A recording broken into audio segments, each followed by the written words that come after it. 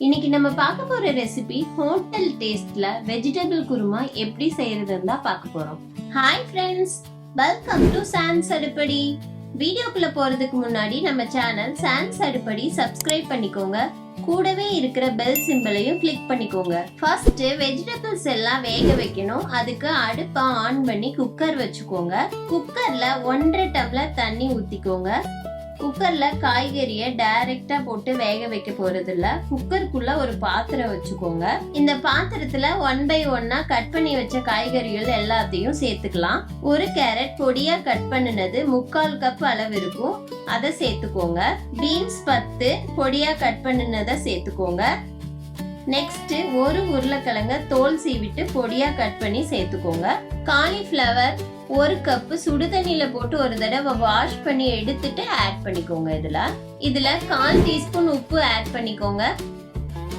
1/2 tumbler water சேர்த்துக்கோங்க. பாத்திரத்து மேல தட்டு போட்டு க்ளோஸ் பண்ணிட்டு குக்கரோட லிட்டை போட்டு க்ளோஸ் பண்ணி விசில் போட்டுக்கோங்க. 2 விசில் விட்டுக்கோங்க. இப்ப 2 விசில் வந்துருச்சு. அடுப்பை ஆஃப் பண்ணிருங்க. குக்கரோட ஸ்டீம் பிரஷர் போன பிறகு குக்கரோட லிட்டை ஓபன் பண்ணி பார்க்கலாம். பாருங்க, வெஜிடபிள்ஸ் எல்லாம் சூப்பரா வெந்து வந்திருக்கு.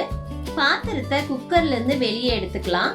இந்த வெஜிடபிள்ஸ்ல தண்ணி கொஞ்சம் இருக்கும், அதோட அப்படியே ஓரமா எடுத்து வச்சிருங்க. இந்த குருமாவுக்கு தேவையான இஞ்சி பூண்டு பேஸ்ட்டை அரைச்சு எடுத்துக்கலாம். இஞ்சி 1 துண்டு பொடியா கட் பண்ணி சேர்த்துக்கோங்க. பூண்டு 6-7 பல்லு கட் பண்ணி ஆட் பண்ணிக்கோங்க.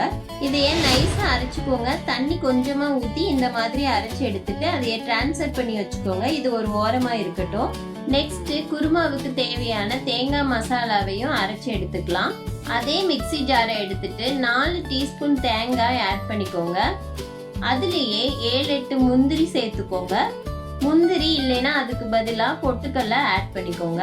பொட்டுக்கல்ல ஆட் பண்ற மாதிரி இருந்தா 1 டீஸ்பூன் சேர்த்துக்கணும். கிராம்பு 2 போட்டுக்கோங்க.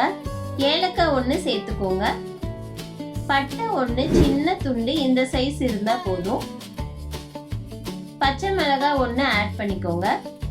பச்சை மிளகாய்க்கு பதிலா வரமிளகாய் கூட யூஸ் பண்ணலாம். சோம்பு 1/2 டீஸ்பூன் சேர்த்துக்கோங்க.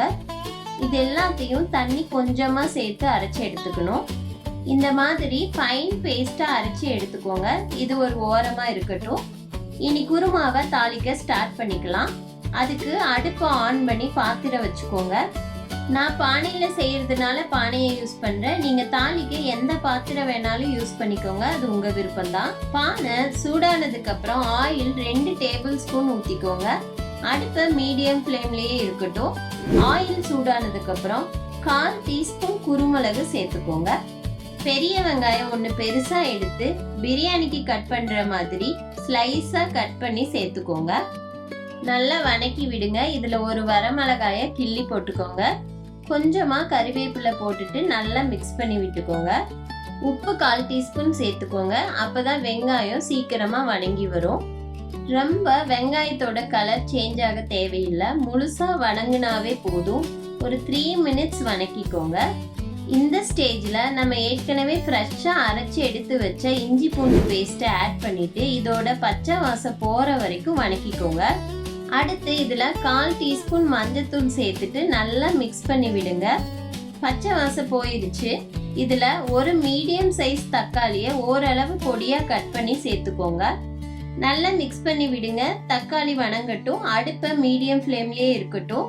இப்ப பாருங்க, தக்காளி நல்லா வணங்கி வந்திருக்கு. இந்த ஸ்டேஜ்ல இதுல மசாலா பொருள் எல்லாம் சேர்த்துக்கலாம். 1/2 டீஸ்பூன் மிளகாய் தூள் சேர்த்துக்கோங்க. 1/2 டீஸ்பூன் கரம் மசாலா ஆட் பண்ணிட்டு நல்லா மிக்ஸ் பண்ணி விடுங்க. 2 மினிட்ஸ் வணங்கட்டும். 2 மினிட்ஸ் ஆச்சு, நல்லா வணங்கிருச்சு. இதுல நம்ம ஏற்கனவே வேக வச்சு எடுத்து வச்ச வெஜிடபிள்ஸ அதுல இருக்கிற தண்ணியோட அப்படியே சேர்த்துருங்க. நல்லா கலந்து விடுங்க. 2 மினிட்ஸ் அப்படியே விட்டுடுங்க. ஏற்கனவே வேக வச்ச வெஜிடபிள்ஸ் தான், அதனால 2 மினிட்ஸ் மட்டும் மசாலாவோட பைண்டாக விட்டா போதும்.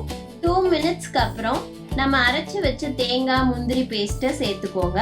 கொஞ்சமா 1/2 டம்ளர் தண்ணியை மிக்ஸி ஜார்ல சேர்த்து கழுவி ஊத்திக்கோங்க.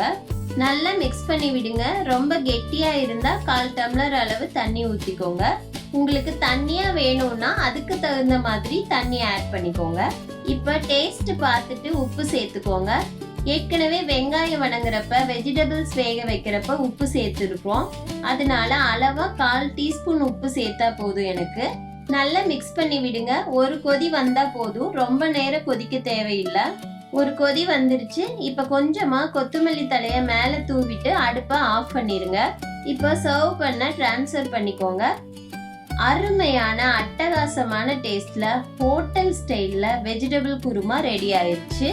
நீங்களும் மிஸ் பண்ணாம ட்ரை பண்ணி பாருங்க. இந்த குருமா ரைஸ் கூட சப்பாத்தி கூட எல்லாத்து கூடயும் வச்சு சாப்பிடலாம். சூப்பரான காம்பினேஷனா இருக்கும். இந்த வெஜிடபிள் குருமாவை 15 மினிட்ஸ்க்குள்ளே டக்குன்னு செஞ்சிடலாம். சப்பாத்தி, பூரி, பரோட்டா இதுக்கெல்லாம் சைட் டிஷ்ஷா இந்த குருமாவை வச்சு சாப்பிடலாம். இந்த மாதிரி ஒரு தடவை செஞ்சிட்டீங்கன்னா வீட்ல அடிக்கடி செய்ய சொல்லி கேட்பாங்க. ஏன்னா இதோட டேஸ்ட் ஹோட்டல்ல கிடைக்கிற மாதிரியே இருக்கும். அவ்வளவுதான், வெஜிடபிள் குருமா ரெடி. நான் இந்த குருமாவை சப்பாத்தியோட வச்சு சாப்பிட்றேன். டேஸ்ட் அல்டிமேட்டா இருக்கு. நீங்களும் ட்ரை பண்ணி பாருங்க. எங்க சேனல் உங்களுக்கு பிடிச்சிருந்தா சப்ஸ்கிரைப் பண்ணி சப்போர்ட் பண்ணுங்க. சான்ஸ் அடிப்படை சேனலை சப்ஸ்கிரைப் பண்ணி என்னோட மற்ற ரெசிபீஸோட வீடியோ பாருங்க. தேங்க்யூ.